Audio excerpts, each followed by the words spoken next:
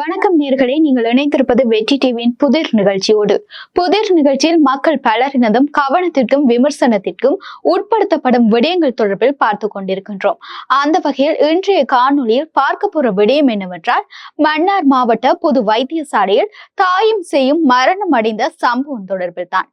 மன்னார் மாவட்ட பொது வைத்தியசாலையில் செவ்வாய்க்கிழமை பிரசவத்துக்காக அனுமதிக்கப்பட்ட நிலையில் தாயும் சேயும் மரணமடைந்த சம்பவம் பெரும் சோகத்தை ஏற்படுத்தியுள்ளது.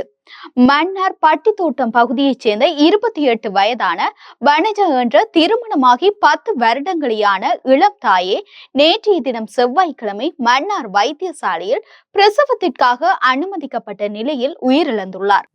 முன்னதாகவே குறித்த பெண்ணுக்கு மூச்சு திணறல் ஏற்பட்டிருந்த போதிலும் உரிய விதமாக கவனிக்கப்படவில்லை எனவும் பெண் தனக்கு சிசேரியன் செய்யுமாறு கோரிக்கை விடுத்ததாகவும் வைத்தியர்கள் இயற்கை முறையில் பிரசவிக்க முயற்சித்த நிலையில் தாயும் பிள்ளையும் மரணம் அடைந்துள்ளதாக தெரிவிக்கப்படுகின்றது. வைத்தியர்கள் மற்றும் தாதியர்களின் கவனஈனத்தாலேயே குறித்த மரணம் இடம்பெற்றுள்ளதாகவும் மரணம் அடைந்த விடயத்தை நீண்ட நேரமாக உறவினர்களுக்கு சொல்லாமல் மறைத்ததாகவும் உயிரிழந்த பெண்ணின் உடலை கூட பார்ப்பதற்கு பெற்றோரை அனுமதிக்கவில்லை எனவும் உறவினர்கள் குற்றம் சுமத்தியுள்ளனர். குறித்த பெண்ணின் மரணத்திற்கு உண்மையான காரணம் என்ன என தெரிவிக்கும் வரை உயிரிழந்த பெண்ணின் உடலை பெற்றுக் கொள்ளப் போவதில்லை என உறவினர்கள் தெரிவித்து போராட்டத்தில் ஈடுபட்டுள்ளனர்.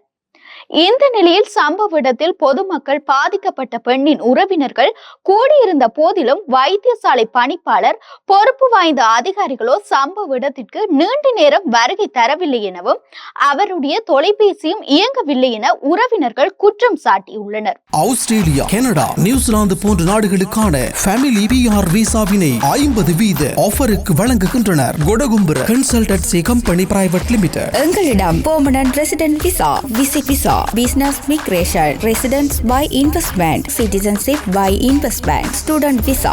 நம்மை நாட வேண்டும். 100% வெற்றி, 31 வருட அனுபவம், 30,000க்கும் மேற்பட்ட வெற்றிகரமான விசாக்கள், உலகளாவிய ரீதியில் 36 கிளைகள், அனைத்து விதமான குடியேற்ற விசாக்களும் சட்டத்தரணியால் முன்னெடுத்து தரப்படும். தொடர்புகளுக்கு Kodagumbura consultancy company private limited, இலக்கம் 22, 2வது மாடி, மில் வீதி, வவுனியா. தொலைபேசி இலக்கம் 024 78581330 074 39 43 165. தலைமை காரியாலயம் கம்பஹா. நாங்கள் உங்கள் எதிர்காலத்தின் வெற்றியை நோக்கிய பயணம்.